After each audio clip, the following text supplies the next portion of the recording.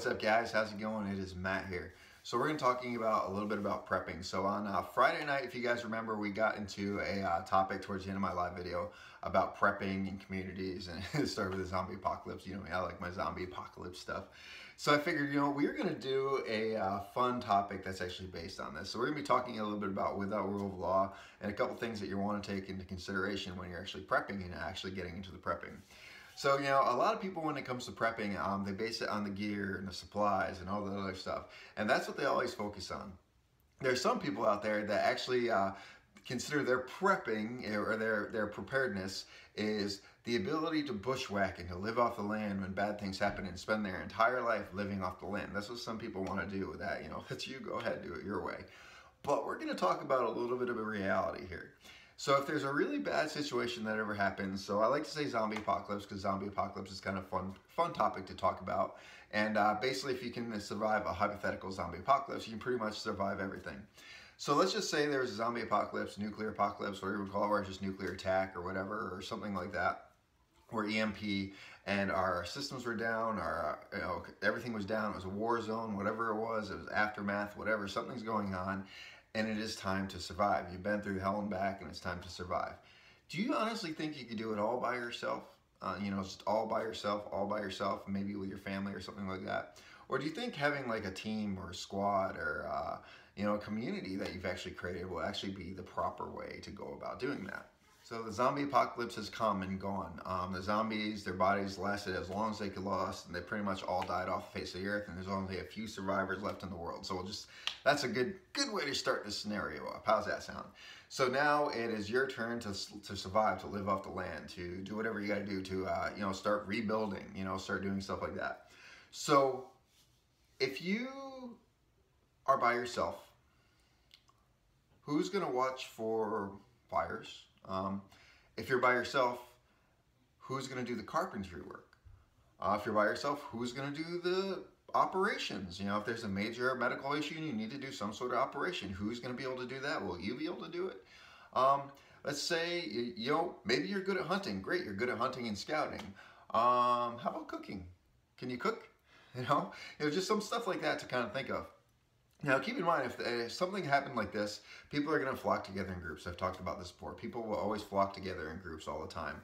Now, what's going to happen with some of these groups is they're going to flock together. There's going to be good groups. There's going to be bad groups. It's how people is. There's good people. There's bad people. You can't get around it. There's good people. There's bad people. So people will be flocking around in groups. So get together in groups. Like-minded people always usually get together in a state of crisis or something going on.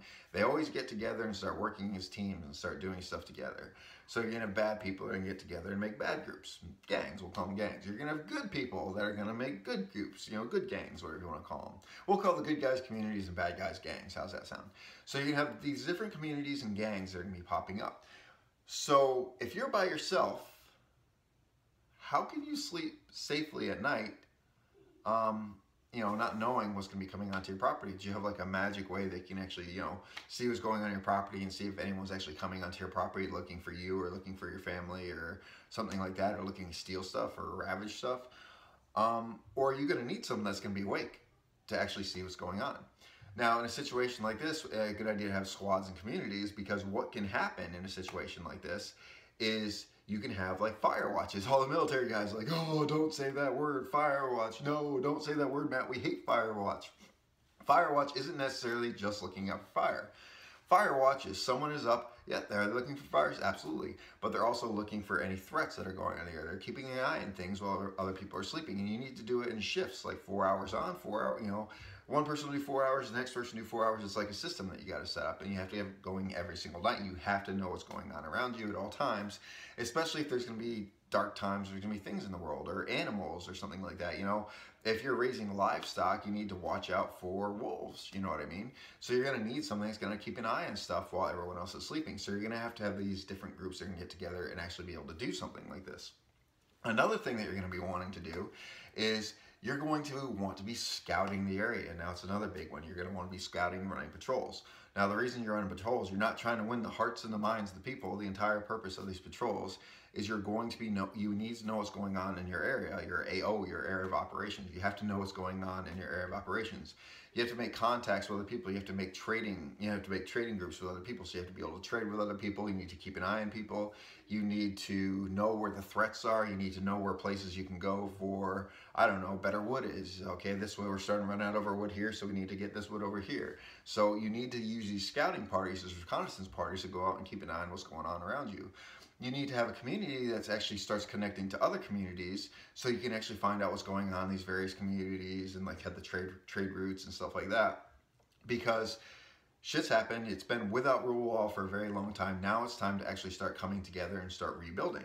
So you have to start out with the simple stuff like trade routes and stuff like that. So you need to have the patrols. You need to know what's going on in your area.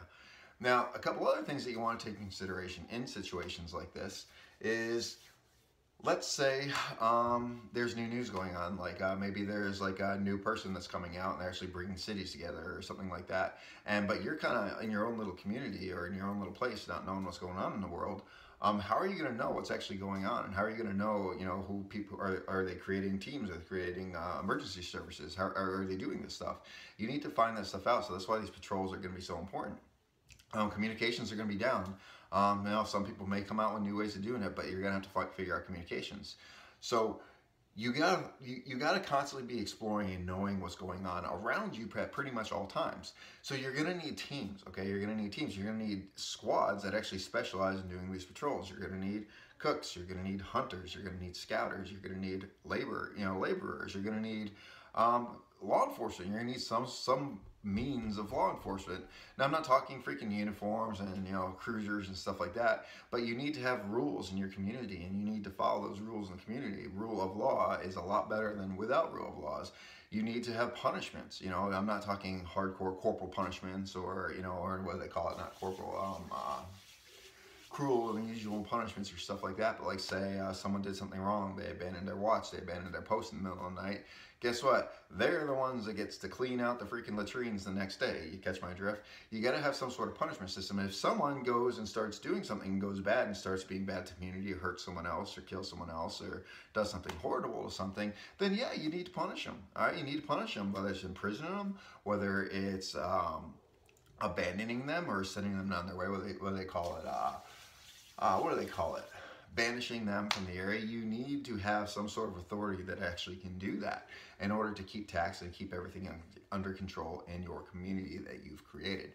So if community ever does fail, whether it's through a natural disaster or man-made disaster or war or whatever it is, when everything sends down and the dust starts clearing, that's when people need to start coming out and start rebuilding and start coming together again. So you're going to need more than just yourself in order to survive this. You can't do it by yourself. You can't. There's a difference in what you watch in the movies and video games of the lone survivor or the lone wolf or the rogue or whatever you want to call them, compared to actually reality. I mean, what happens if you're the rogue, a lone wanderer, or whatever you want to call it, and you get seriously injured, you break your leg, you get something like that? What now? What now? You're just going to splint it and just keep going and let it grow in a bad way? Or you're just going to lay there and die. You know what I mean? You need someone that can medically take care of you, or someone that can help you out along the way. So you can't go out and you can't do this by yourself. So, it's just a fun topic to talk about. And I think it's a serious topic at the same time. So I like to kind of combine the two there. So, there it is, guys. So I hope you liked this video, guys. Just a nice little discussion. If you have any comments or stuff like that, just comment below. And I didn't want to add anything to it, go for it. If you like this video, guys, like, share, and subscribe. At the middle, at my name, there's a bell whistle. There's a little bell. You click on the bell and it gives you notifications whenever I do a live video or whenever I just release a video in general. Another thing I want to throw out there too, guys, don't forget, we have the 5,000 subscriber giveaway. I got a couple holsters I'm going to be giving away for 5,000 subscribers, but we have to get to 5,000 subscribers. We're getting closer to 3,000 every day. We need to get to that 5,000. So don't forget to like this, guys, and share it and tell your other friends about it, because if you want to win those holsters, you got to get up to 5,000 first. So there you have it, guys. So remember, guys, it's our responsibility to take care of each other and protect each other. Peace.